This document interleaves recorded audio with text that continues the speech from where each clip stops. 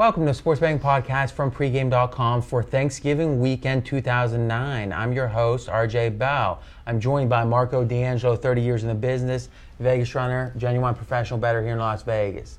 This is segment 2 of 6, big game preview, Florida State. First up, as usual, what's the line and what's it done on this game, Vegas runner? Florida opened up as a 21-point home favorite with a total of 56.5. As of this morning, they're up to 24.5 and 56. So wise guy money on Florida and nothing much on the total. Now, as we do every time we see a move, we try to profile the move. This falls right into the situation where the wise guys could like it or they could be setting up for a buyback. Correct. You've got starting on the key number of 21. You've got a marquee team in Florida. You got the favorite, which means they might have expected Florida money, so they wanted to get ahead of it to buy back later, which if so, they've been correct in the big move. Yeah, now that it's at 24.5, that's where you keep your eye on to see will it go back, because now there's a profitable middle right between there. 21 and 24. So if one of the things we want to do is predict what the wise guys truly believe, we're uncertain on this game, even though there's been a big move. Yeah, would you agree with that? I no. I think they're on Florida for sure. I really do. All right, and so just let us know as quickly as possible. For me, this is the perfect storm of a likely buyback. Like we said, marquee team, big favorite, correct, at home. What makes you think otherwise? The reason I think it's true steam is because it's gotten up to 24.5. And they haven't attempted the buyback. And from speaking to the books, 6 out of every 10 bets written so far is on the Florida State side. So the public's going to come in on Florida State. And that tells me if the wise guys were going to work the middle, they have to do it now because this line may dip back to 24. But can we really consider any action? That the public important? No.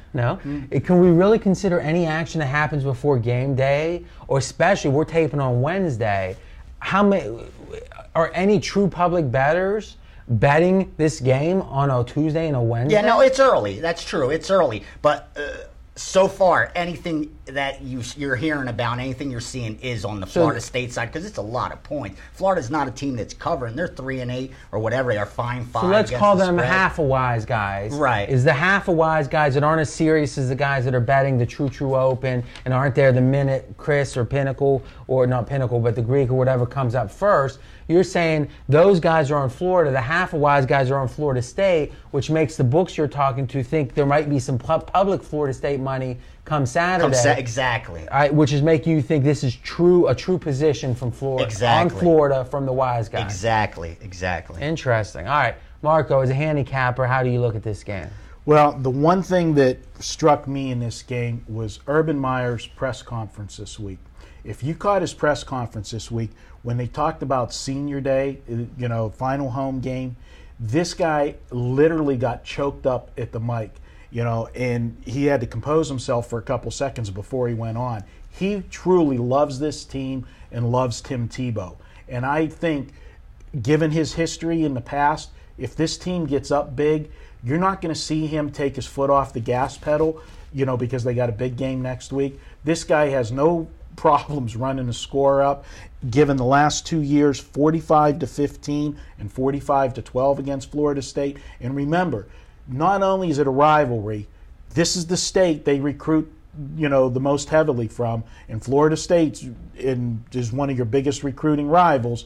You send a message. So really from A to Z, we got a hyper-motivated Florida team and one that's not afraid to run up the score. Absolutely, and a coach that really showed emotion about this game.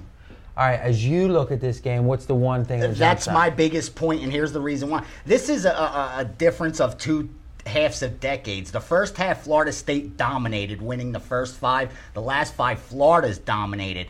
But when you look at the ATS numbers, the favorite's 9-2 against the spread. So that tells me when either of these teams had the dominant position over the other, they really put the foot on the gas and wanted to blow them out. That supports everything Marco just said. So when Florida was able to blow this team out, they did so. When Florida State was able to blow out Florida, they also did so. So I think this comes down to which team could do the blowing out, and that's the team I'd be looking So at. that's interesting. Oftentimes in rivalry games, you look to the dog. Exactly. Because you figure the motivation factor that, you always hear, no matter how, throw the rankings out the window.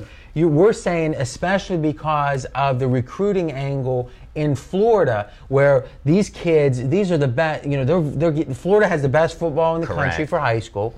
And the best players go to Florida, Florida State, Miami, Florida, though a little bit less Florida State, Miami, Florida recently. Now, yeah. These guys love winners. They like swagger. These kids want to have swagger. They want to be a dominant team. When they see like the old Hurricanes, when they were doing the 6-shooter, when they played Texas, that made those kids want to go to that school and be on the dominating side. And it makes a ton of sense is you maybe don't want to look at the dog here in this rivalry. You want to look at the favorite because they're going to try to shove their nose in it and nose in the dirt. When they could do it, they've done it every time. Wow, that's a great point. So that really seems like we're leaning towards Florida, though I never will play a game that moves 3 or 3.5 points. And that might be just huge numbers value. That's all that there really is ultimately is what is the line supposed to be? What is the line? Do you have an edge to make it where you're going to win 55% of the time? How you arrive at what the number should be, there's all kind of ways to arrive at it. Computers, gut feeling, whatever. But to me, if Vegas said it's supposed to be 21 and we're at 24.5, the only way you want to bet that thing is if it's 27, it was what the real line's supposed to be, or 28. Are you telling me Vegas was off by 7 points to start with? No, because going back to, like I do every time, what was the line when you could look over the summer, that future line that you were speaking about earlier? They had Florida 22 already back then.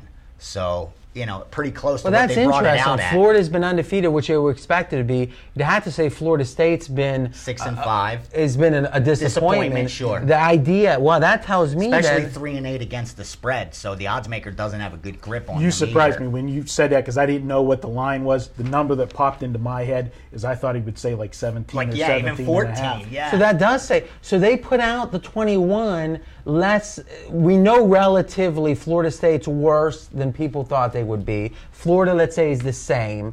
You would think the line would be higher than the preseason line. They put it out a point lower. Tell me, they're expecting Florida State money from the public.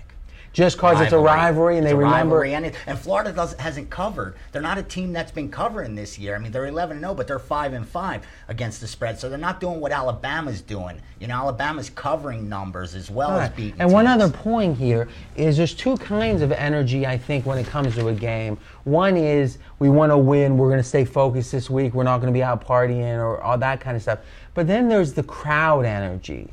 And I think this being TiVo's last home game is going to lead to the pregame energy, but also if it's the third quarter, the fourth quarter, and they get that last touchdown to go up 35, the crowd's going to be just as excited. It's going to be a celebration of Tebow. And if that's the case, usually when you have these big numbers is if the crowd doesn't have the energy late in the game, the players aren't looking to score late. I think this could be a game that's a 35-point game. I think so, too. They're going against one of the worst defenses they played all year this week. Florida State defense is horrible. All right, we got 45 seconds. Anyone can make any case for Florida State.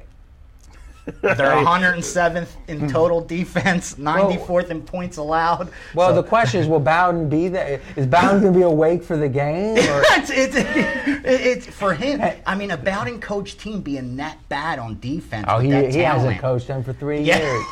You're right. He puts a headphone on. He tries to order pizza. You're right. You're absolutely right. He's talking about the post-game meal. Yeah, you're right. All right. Well, I tell you guys, very, very good stuff.